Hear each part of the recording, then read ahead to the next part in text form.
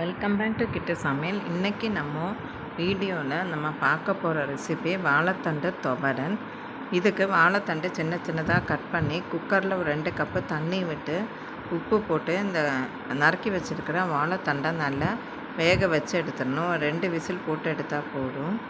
அதுக்கப்புறம் அந்த தண்ணியை மாற்றிட்டு ஒரு கடாயில் போட்டு நல்லா தாளித்து கடுகு கருவேப்பிலை போட்டு தாளித்து எடுத்துட்டு இதில் தேங்காய் சேர்க்கணும். தேங்காய் அரைப்புக்கு மஞ்சத்தூள், காஞ்ச மிளகாத்தூள், ஜீரகம், பூண்டு இதெல்லாம் போட்டு நல்லா அரைச்சி சேர்க்கணும்.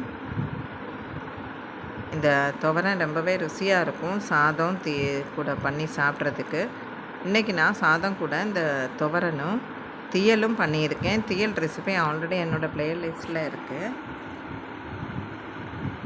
கண்டிப்பாக இந்த வீடியோ பாருங்கள், உங்களுக்கு பிடிச்சிருக்கும்னு நினைக்கிறேன். தேங்க்ஸ் ஃபார் வாட்சிங் this video. Please do like, share and subscribe to சமையல்.